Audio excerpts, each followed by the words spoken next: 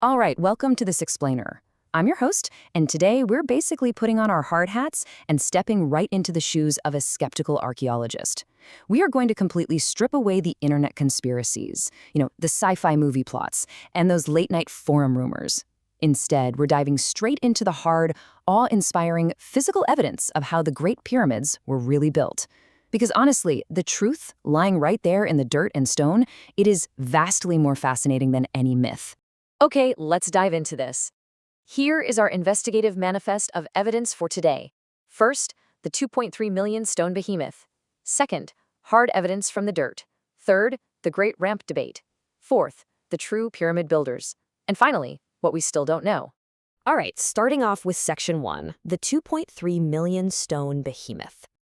I really want you to treat this structure as the ultimate historical scene of the crime. 2,300,000. Just let that sink in for a second. That's the estimated number of individual stone blocks used to construct the Great Pyramid. And we aren't talking about bricks you can just toss with one hand. We are talking about massive blocks of limestone and granite, with some weighing up to 80 tons each. I mean, when you look at a number like this, it forces us to immediately realize that we aren't just looking at a pile of rocks. We are looking at an absolute organizational and logistical miracle. And, it wasn't just a matter of stacking heavy things on top of each other. This structure is a literal marvel of ancient engineering. The Great Pyramid is precisely aligned with the cardinal directions, north, south, east, and west, to within fractions of a degree.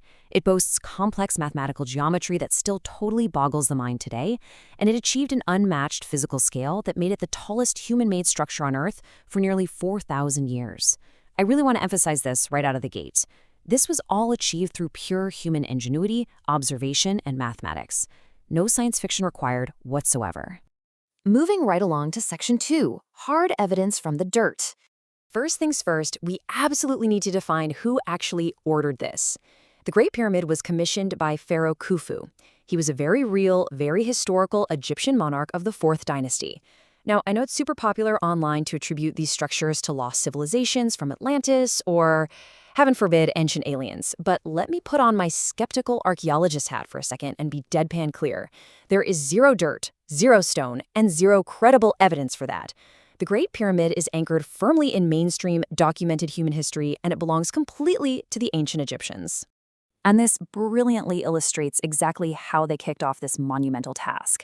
It was just a massive, tactile, logistical chain. Step 1, they had to quarry these massive limestone and granite blocks, sometimes pulling them from hundreds of miles away. Step 2, load these multi-ton stones onto specialized heavy-duty wooden boats.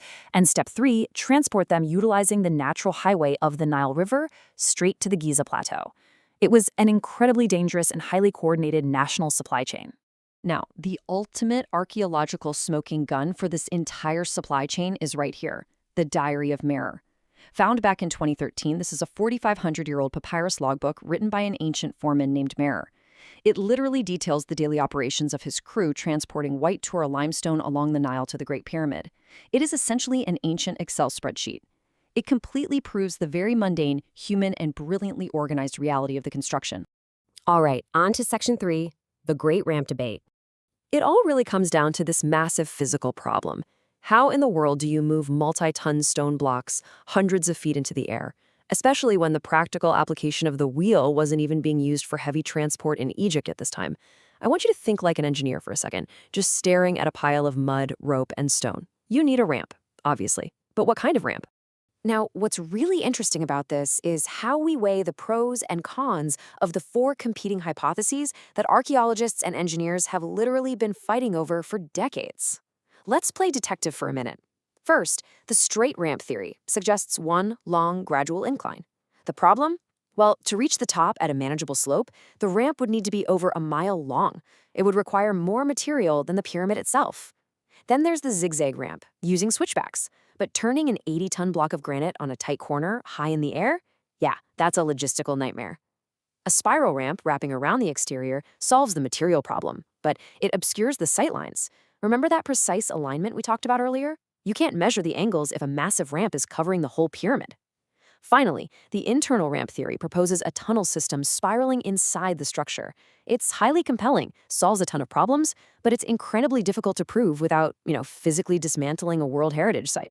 Which brings us to Section 4, the true pyramid builders. We really have to dismantle the most pervasive myth in popular culture right now.